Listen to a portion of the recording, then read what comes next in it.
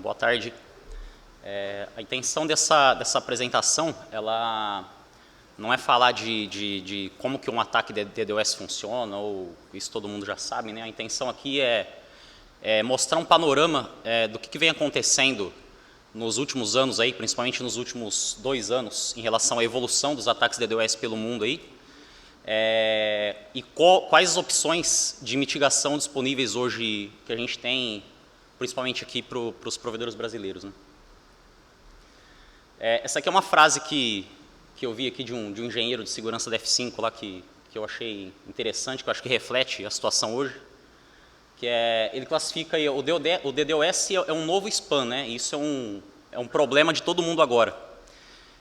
Acho que essa analogia ela é bem interessante. Se você bom, eu não sou dessa época, né? Mas quando começaram os sistemas de SMTP, acho que a gente não tinha nenhum tipo de controle de spam, né? Então os e-mails não solicitados, acho que eles chegavam uma vez por mês, uma vez por ano, e acho que a pessoa ficava até feliz, né, que recebia um e-mail ali na caixa. Mas hoje, se a gente não tivesse um sistema, se todos os providers de e-mail não tivessem um sistema de spam bastante eficiente, seria inviável o uso de e-mail hoje, né? Eu acho que com o DDoS é a mesma coisa, né? Se sua rede sofre um ataque de DDoS uma vez por ano, que você vai ter o seu link saturado ali durante meia hora, você vai ter a capacidade dos seus servidores comprometidas ali durante um tempinho. Isso passa, o pessoal esquece depois de um certo tempo, mas quando isso começa a se tornar rotina, você ter ataque todo mês, ataque todo dia, vários ataques todo dia, centenas de ataques todos os dias, acaba, se você não tiver uma plataforma, um sistema aí de mitigação de ataques, você acaba ficando fora, né? Mas assim, você não consegue, torna-se inviável a permanência do seu negócio na rede, né? E aqui é para ilustrar como esse crescimento dos ataques não é só lá fora, né? Aqui no Brasil também a gente já sente isso. Isso aqui o resultado de um relatório que o CertBR divulgou aí no começo do ano, referente a 2014, né? Ali é um salto entre 2013 e 2014 do número total de reportes de incidentes que o CERT recebeu, né? Isso aqui é o total. Falando só de ataque DDoS, houve um salto aqui de 2013 para 2014, um número 217 vezes maior de reportes, né? Isso aqui é principalmente o CERT recebendo um reporte de servidores comprometidos sendo usados como meio para fazer ataque DDoS, né? Então, realmente é um salto impressionante aí no último ano. Em 2014, qual que foi o grande vilão aí dos ataques DDoS, né? Foi a amplificação NTP. Esse ataque aqui é um dos mais famosos aí divulgados, talvez o maior que ocorreu, que foi sofrido pela Cloudflare, né? Cloudflare é um provedor de defesa, vamos chamar de defesa de DDoS, que eles fazem tanto serviço de proxy HTTP, HTTPS, como também de DNS, né? Tem uma rede, uma CDN aí com POPs espalhados aí em todos os continentes. Esse ataque aqui de 14 gigabits de NTP que eles sofreram, aqui tem o reporte dos engenheiros deles, que para chegar nesses 14 GB de tráfego, eles receberam tráfego de aproximadamente de 4.529 servidores NTP abertos, né? Rodando de 1.298 redes diferentes, cada um deles gerando, na média, 87 megabits por segundo, né? E aqui é um dado interessante que é possível que, a partir de uma única máquina de origem, localizada numa rede que permite spoofing do IP de origem, ele tem disparado esse ataque aqui para esses 4.500 servidores e gerado esses 400 gigabits aqui. Aqui é um exemplo de como que funciona, né, explorar essa... Não é uma vulnerabilidade do NTP, né, explorar uma funcionalidade, na verdade, né. Esse comando monitoring list aqui, ele lista os últimos IPs que tiveram interação com o servidor NTP, né. Ele consegue armazenar os 600 últimos IPs que sincronizaram o NTP com esse servidor. Então, eu com o servidor NTP aberto que suporte esse monlist aqui, eu consigo uma resposta de 48K para 234 bytes de consulta, né? É um fator de amplificação aqui de 206 vezes. Né? Então, esse é o motivo para o NTP ter sido tanto usado, pela alta capacidade de geração de banda que o atacante consegue explorando esse serviço. Já em 2015, apareceu um novo vilão aí dos ataques, né? Esse aqui é um reporte do primeiro quarto de 2015 da Akamai. A gente já vê aqui, com 20%, quase 21% dos ataques que eles sofreram aqui, o SSDP como origem desses ataques, né? E aqui também um comparativo, né, com o mesmo reporte da Arbor do primeiro quarto de 2015. Esses dados aqui eles são gerados pelo Atlas da Arbor Networks. Esse Atlas aqui é um serviço em que todo mundo que tem um equipamento, que tem um Peakflow da Arbor lá, ele pode entrar nesse Atlas e enviar um reporte sumarizado, sem informações confidenciais aí, dos ataques que ele está detectando, e eles montam essa informação que é distribuída entre os clientes, né? Então aqui, se a gente olhar aqui, a mesma coisa detectada para quem usa Arbor na rede, teve o mesmo problema, né? Se a gente olhar no segundo quarto de 2014, só 3 ataques de SSDP foram detectados, né? Se a gente olhar aqui no primeiro quarto de 2015, 126 mil. Esse foi um thread que apareceu na lista, uma discussão que apareceu na lista, inclusive, há umas 2 semanas atrás. Algumas pessoas reclamando que estava sofrendo ataque UDP porta 1900, né? Então, esse cara aqui é o SSDP. O que é o SSDP, né? O SSDP é o Simple Service Discovery Protocol. Esse cara aqui, ele roda em dispositivos plug and play, né? Principalmente esses roteadores domésticos, dispositivos que você usa em casa, aí, Blu-ray, essas coisas assim. É um protocolo de anúncio e discovery de serviços de rede, né? Ele funciona baseado em UDP, porta 1900, acho que chama HTTP-U, é um protocolo similar ao HTTP que roda em cima de UDP. Ele funciona em cima de multicast, então você liga esse cara na rede, todo mundo vai fazer join num grupo de multicast lá, e o cliente faz a query search, quem tem o serviço para oferecer devolve a resposta para esse cliente, né? Isso aqui é para o cara fazer configuração de IP, DNS, etc., sem precisar ter uma configuração ali de DHCP, essas coisas assim. O problema, esse projeto aqui, SSDP Scan, shadowserver.org, eu não sei particularmente quem que está por trás disso aqui, mas é um pessoal que eles rodam scans diários na internet procurando fazendo probe por SSDP aberto. E eles colocam lá nessa página aqui a quantidade eles não colocam os IPs que tem o SSDP aberto, mas eles colocam o sistema autônomo e a quantidade de SSDP aberto que cada um desses sistemas autônomos tem, né? Então, se você olhar aqui, a China, que é o canhão do mundo aqui, com 4 milhões de dispositivos com SSDP aberto, e o Brasil aqui com 392 mil, né? E esse número cresce todo dia. Se vocês entrarem agora aqui, isso aqui eu peguei na quarta-feira, acho, já está mais de 400 mil aqui. E qual que é o problema disso? Eu faço uma analogia mais ou menos ao que acontece o que aconteceu com a porta 25, né? Porque um servidor NTP aberto, um DNS recursivo aberto, você notifica o contato do Ruiz, o administrador, e esse cara pode arrumar, né? Agora, com SSDP, como isso está no dispositivo, na casa do cliente, como que você resolve isso, né? Não tem como. Então, assim, eu vejo, acho que possível e única provável solução disso aqui seria ter uma solução igual que foi feito com a porta 25, que é ter lá um CT porta 1900 também, para os provedores de acesso bloquearem esse cara. E esse número só cresce. E não vejo muito como isso, se não for com bloqueio disso nas redes, como controlar isso. E o fator de amplificação dele também é bastante alto, que é de 30 vezes, né? E a gente tem visto aí, até os números mostram ali, tem crescido muito a exploração desse protocolo. Aqui uma novidade também aqui em 2015, né, que aconteceu em relação aos ataques. Esse ataque ficou bem famoso também, que um ataque ao GitHub, o maior ataque, o GitHub sinalizou como o maior ataque que eles já sofreram na história, né, e com uma ligação ao governo chinês. Esse ataque aqui começou aqui no dia 26 de março agora e durou durante 5 dias. Eles atribuem esse cara aqui a um man in the middle, que o conjunto lá de proxies e firewalls que a China tem na sua borda lá, fazendo um man in the middle, né? Como que era o ataque?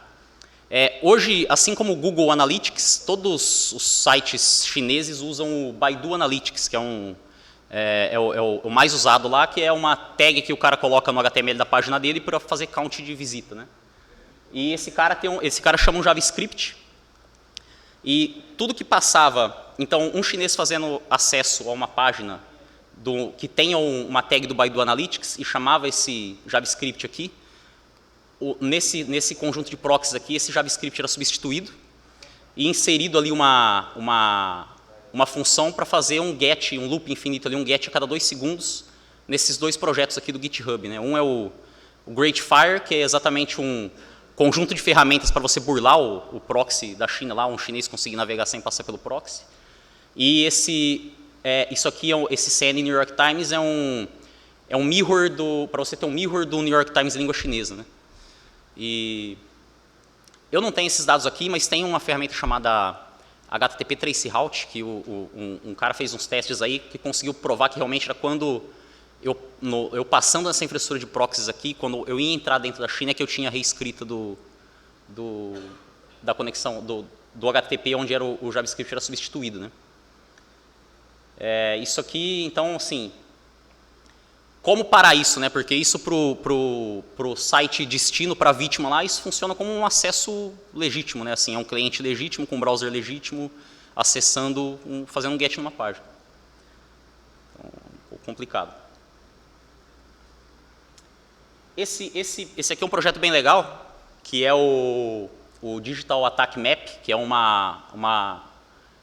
entre o Atlas Arbor que eu falei antes aí e o Google Ideas, do laboratório deles, que é pegar aqueles dados que eu falei que a Arbor centraliza, né, que os dispositivos com Arbor enviam para esse Atlas, e aqui eles montaram uma carinha bonita. E se vocês acessarem agora aqui esse endereço, vocês vão ver o que vai estar acontecendo no mundo agora aí, os ataques que estão rolando, e aqui tem qual que é o tipo de ataque, tamanho de banda, quem são as origens e quais são os destinos aí. Isso atualizado em real time.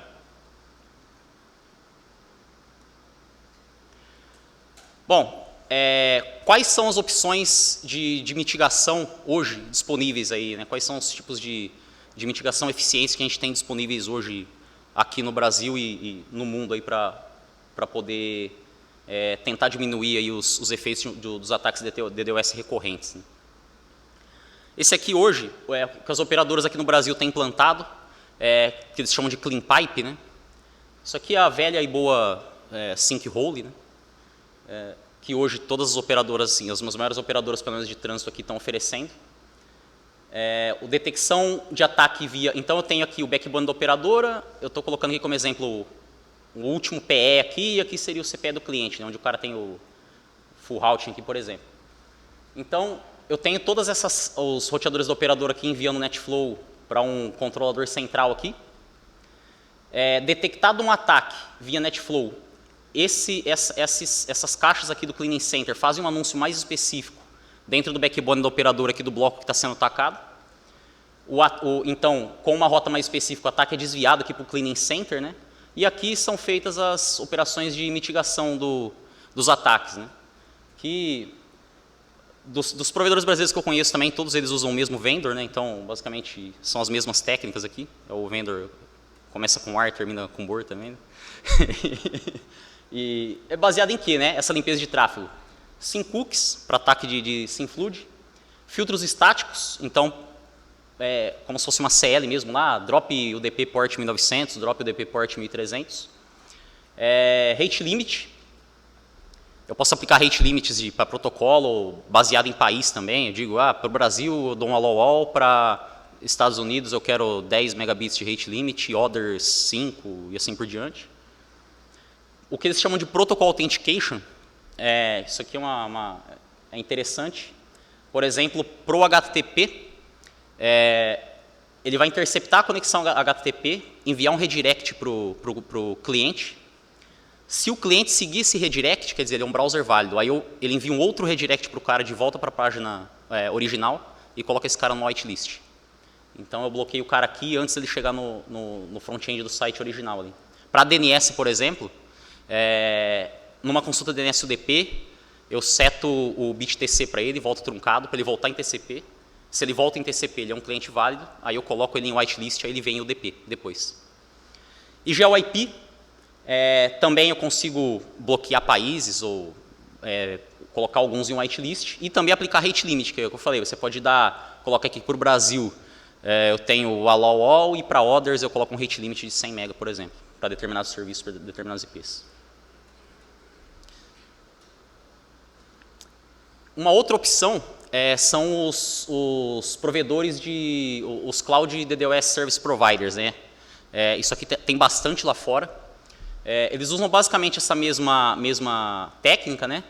A diferença aqui é que eu fecho um túnel GRE do meu roteador com um ponto aqui dentro do roteador da rede deles e deixo uma seção BGP estabelecida. Dado um ataque, eu faço um anúncio mais específico aqui um bloco /24 aqui do meu prefixo está sendo atacado. O Cloud Provider Network vai anunciar esse bloco para os upstreams deles aqui. Então, se a gente está falando de uma Akamai, de uma VeriSign da vida, você vai ter seu bloco anunciado em vários pontos dentro da rede deles, né? Então, você tem a superfície de mitigação que eles anunciam aí de terabits de capacidade de mitigação DDoS, né? Você consegue fazer bloqueios como você está anunciando o bloco, né? Você está passando toda a rede por lá, você consegue fazer os bloqueios de ataque de camada 3 e camada 4, da mesma forma, com filtros de UDP, sem flood, etc. E eles também fornecem um serviço de proxy e o AF, que é o Web Application Firewall, né? HTTP, HTTPS. Então você pode, se você tem um e-commerce ou qualquer coisa assim, você pode hospedar o seu front-end. Na verdade, você vai usar a infraestrutura deles como um proxy de camada 7, você vai ter que colocar o certificado, a chave privada lá. O cliente vai fechar a conexão HTTPS lá em cima e vai passar a comunicação com a sua infraestrutura, vai ser essencialmente do proxy do Cloud Provider, né?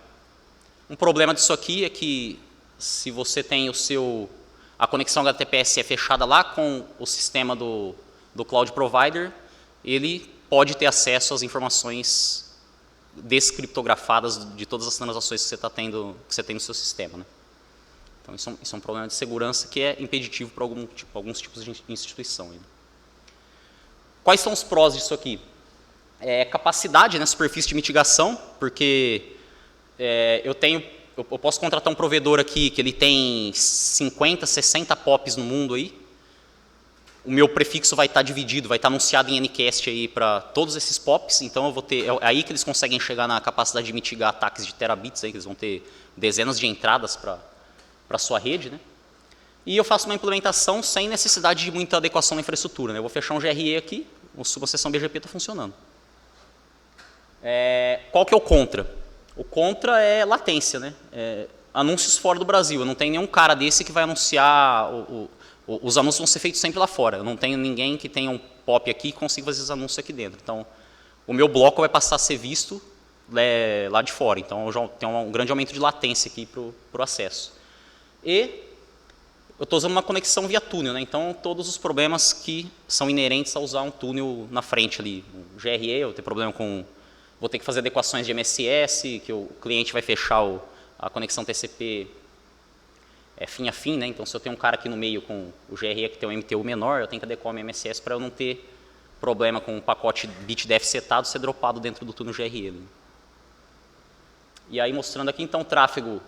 Quando eu anuncio o bloco aqui, o Service Provider anuncia o meu bloco aqui para cima, então o tráfego de entrada é limpo aqui e entregue, e o meu tráfego de saída, vida normal aqui pelo meu provedor.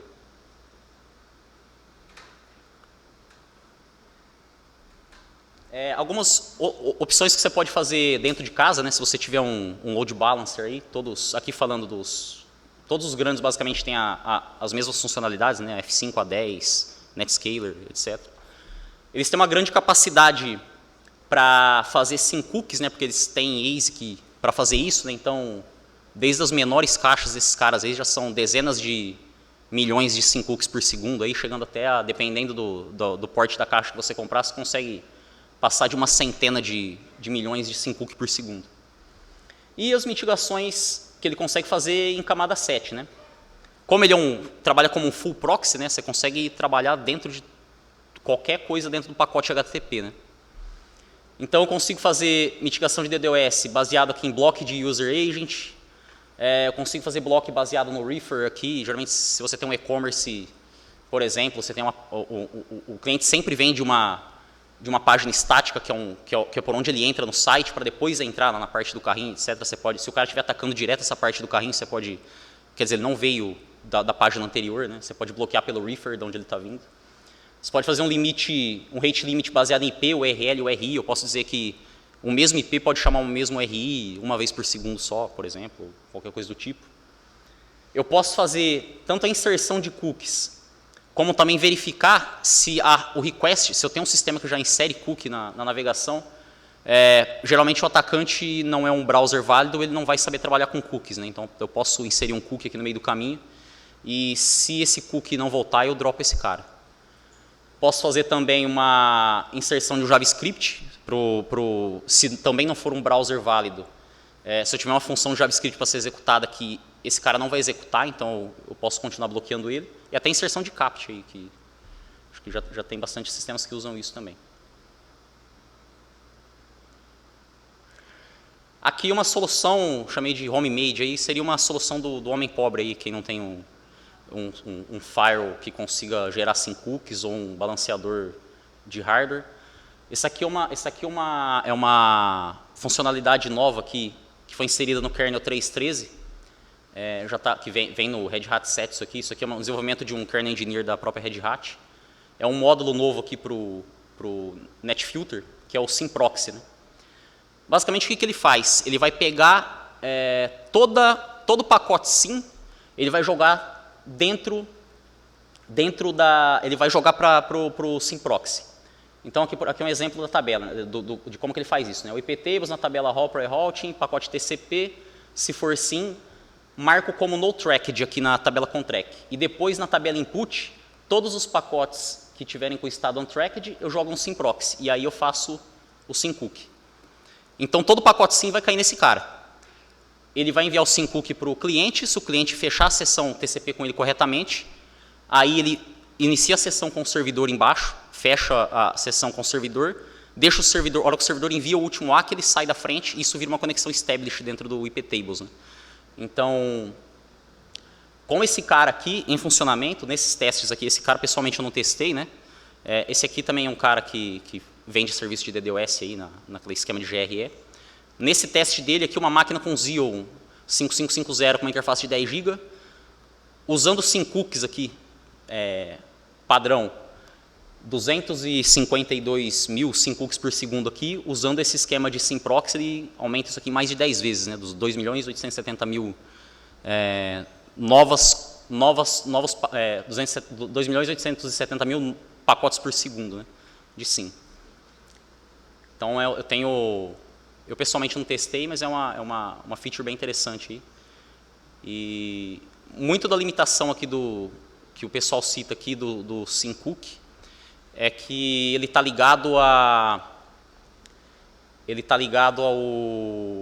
socket listen do Linux, né, que ele é blocante, ele consegue tratar uma coisa por vez. Esse cara aqui não usa isso, né? Então você consegue ter esse desempenho bem maior aqui. Uma outra solução, ou uma outra boa implementação aí do homemade é o mod evasive do Apache, que você consegue fazer mais ou menos a mesma coisa que com o load balancer faz, né? Esse cara aqui é usado para fazer um rate limit de requests baseado na URL ou URI e no IP de origem, né? Intervalo de tempo. Basicamente ele vai dizer, esse IP de origem nesse intervalo de tempo pode chamar essa URI X vezes ou essa URL X vezes. A configuração é bem simples. O DOS page count está referenciado ao URI, né? HTTP ://YZ qualquer coisa. E o site count é o URL em si, né? Então, nesse caso aqui, por exemplo, eu estou dizendo que cada IP ele pode chamar o page interval e o site interval 1 segundo. Né? Então, por segundo, eu posso fazer um IP, vai poder fazer 50 requests a uma determinada página e 2 URIs dentro dessa página, né, por segundo. Se esse cara ultrapassar esse limite, eu vou jogar um HTTP 500 para ele lá de request exceeded lá, eu vou deixar ele 60 segundos fora, eu posso enviar um e-mail para mim mesmo avisando, ó, esse IP aqui entrou em blacklist. Também é bastante interessante.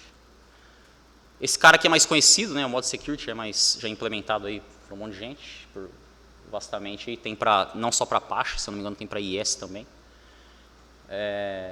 Ele é um WAF, ele é um Web Application Firewall para fazer monitoração, log e bloqueio de conexões, né.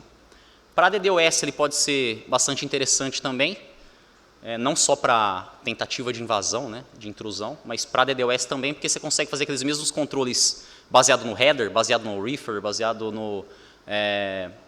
no user agent ou qualquer coisa assim, se ele tem um cookie lá que eu inseri.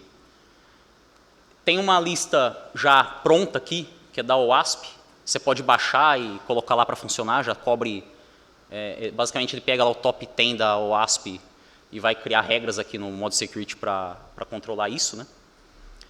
O que ele faz é o que um WAF faz, né? Tratar de violação de protocolo, se eu tenho um request que está sendo feito que não está dentro da RFC do protocolo HTTP, HTTPS. Trabalha com real-time blacklists também. Trabalha com bloqueio de fluids e também bloqueio de slow attacks, o slow lorries, por exemplo, que vai saturar ali tabela, número de conexões, ele ficar com conexão pendurada. E também faz a detecção ali de bot, de crawler, de scan detection, aí, também colocando o cara em rate limit. Né? Bom, para finalizar, recomendações aí baseado no lessons learned. Acho que o importante na mitigação de ataque de DDoS é você ter sempre o controle nas mãos do que está acontecendo com o seu ambiente para não morrer pela vacina ali, que eu chamei. Você pode contratar um serviço aí, qualquer um desses que eu citei, e deixar de olhar para o seu ambiente, deixar tudo na mão do serviço que você contratou e, de repente, o que esse serviço vai fazer em um momento de um ataque, vai acabar colocando, sei lá, um rate limit, qualquer coisa ali, que, na verdade, o ataque não vai chegar, mas também não vão chegar as requisições legítimas dos seus clientes. Né? Então, você acaba, por isso que eu chamei de morrer pela vacina. Né? Você tem que saber exatamente o que está acontecendo nesses bloqueios de mitigação, para saber se realmente eu não estou tendo um bloqueio de falso positivo, eu estou afetando o meu ambiente até mais do que eu afetaria quando eu estou tendo um ataque. Né? Então, o que eu indicaria aí esses bloqueios de saturação aí de L3, L4, você usar o provedor, seja o cloud, seja clean pipe de operador ou qualquer coisa assim, que é para você não ter os links saturados, né? Mas os bloqueios mais cirúrgicos ali, de L7 de aplicação, você tentar fazer em casa, né? Porque você conhece a sua aplicação, você sabe as características ali, você vai conseguir colocar bloqueios mais efetivos sem afetar os seus clientes válidos. Né? Uma coisa muito importante também é uma monitoração com foco específico para a DDoS. Por quê? Geralmente as monitorações que o NOC já tem de rede, você vai ver que elas não vão atender a agilidade que uma mitigação DDoS necessita. Muitos ataques aí são de... o atacante vem, joga um SymFlood de 2 ou 3 minutos ali, de 1, 2, 10 Mbps, que isso, no padrão que a gente usa em monitoração de redes, aí, que são probes de 5 em 5 minutos, aí, vai acabar se diluindo. Você vai ver ali um pico de 100 kbps, 200 kbps, mas o que aconteceu ali, na verdade, foi uma rajada de 10 Mbps que você sofreu durante 1 minuto, a sua rede parou, caiu tudo, você não sabe o que aconteceu. Aí você vai achar que seu roteador caiu e ainda vai culpar o vendor porque ele não aguenta 100 kbps. Entendeu? Então, se você puder ter uma monitoração minuto a minuto, se você puder ter um analisador de NetFlow bem ajustado, até se você tiver a possibilidade de ter um TAP na borda aí, analisando todo o seu tráfego full, seria até o ideal para essas situações aí, porque no slide anterior eu até mostrei lá, os ataques têm se tornado cada vez mais pesados e com a frequência menor, né? Então, na verdade, com duração menor. Hoje ali 90% dos ataques detectados duram menos do que 1 hora, né? E o que a gente vê conversando aí e lendo as publicações aí é que muitos ataques são de 1, 2, 3 minutos, que é para acontecer a pancada, a rede cai inteira e e quando você vai tentar agir, o problema já foi. O bom e velho Ncast, né, acho que eu não vejo como uma solução melhor para aumentar a sua superfície de mitigação o Ncast, porque o ataque vai ter que ser muito distribuído, vai ter que partir de muitas redes, se você tiver uma rede de Ncast grande, para ele afetar todos ao mesmo tempo, né? Você vai ter o seu mesmo bloco anunciado em vários pontos do mundo, vários pontos distintos do mundo aí, então, por um ataque comprometer todos ao mesmo tempo vai ser bastante difícil. Isso aqui acho que é padrão aí, que a gente, todo mundo fala há alguns anos aí, fujo de controles stateful na borda, né? Então, geralmente a gente tem lá o roteador de borda já com o firewall stateful na frente de tudo, né? E a gente sabe que esses caras, qualquer controle stateful é limitado, tem uma limitação, pode ser a maior, pode ser um número, independente do tamanho da caixa, vai ter sempre uma limitação. E depois do link saturado, você vai ver que vai ser o seu segundo problema, né? Vai ser a saturação desse cara stateful aí. Eu não digo para remova todos os firewalls stateful, todos os controles, mas use eles onde ele é realmente efetivo, né? Se você colocar esse cara logo debaixo da borda, você pode comprometer serviços que não, de repente, esse cara não está te trazendo uma proteção, mas vai te trazer um problema. E aqui é uma que eu já ouvi bastante por aí, quando a gente tem ataque. Não bloqueie TCP/53 e não bloqueie pacotes DNS UDP maior que 512. Não, essa não é RFC. Geralmente, você ouve muita gente falar aí, TCP/53 é só transferência de zona. Pela RFC, a resposta DNS é até 512 bytes. Então, não é. Isso já acabou com o DNS 0 lá em 1999, o bind desde a primeira versão 9. Então, se você fizer isso aqui, você vai estar efetivamente fazendo o que o atacante quer, que é deixando seu DNS fora. Bom, é isso. Aí aqui tem algumas referências, quem quiser ler mais. Esses reportes são legais e são publicados aí os americanos já dividem o ano a períodos de 4 meses, né? Então eles publicam ali o Q1, Q2, Q3 do ano. Leitura do mod evasive e o Simproxy aí, quem quiser testar, acho que eu acho essa feature interessante porque você não precisa necessariamente ter um firewall com IP tables na frente da rede, mas você pode colocar no host, né? Então, de qualquer forma, é bastante interessante o uso desse cara aí.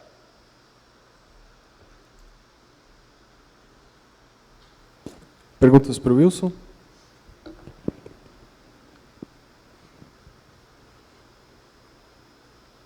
Ninguém aqui com um novo spam do momento? Não vai demorar, não. Tem uma pergunta remota. Pergunta do Rafael Galdino é se hoje o Brasil teria como ter um grupo voltado para ajuda mútua de denial of service, já que muitos provedores hoje são trânsito de outros provedores. Ele menciona que isso poderia se ajudar a apostar num grupo que está tendo um tráfego excessivo, formando destino e que isso é espufado. Qual a sua opinião desse tipo de estrutura? Ele pergunta se seria interessante ter um grupo desse, é isso?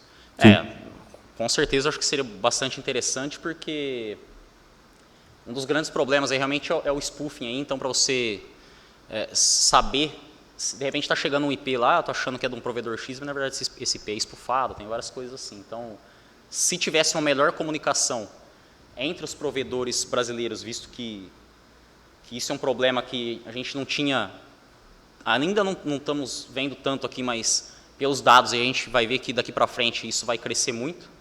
Acho que seria bastante interessante ter talvez até aí, sponsorado aí pelo NIC ou qualquer coisa assim, ter um grupo desse aí de DDoS, que a gente não tem, né? Como a gente tem para spam, para essas coisas, para troca de informações aí. Acho que seria bastante legal.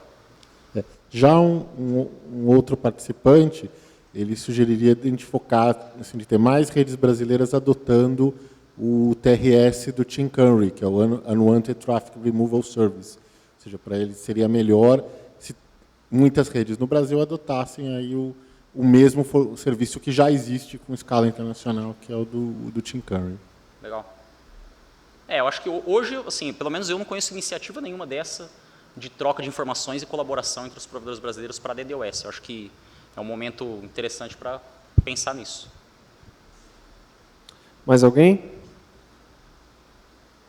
Vamos agradecer o Wilson. Wilson, muito obrigado.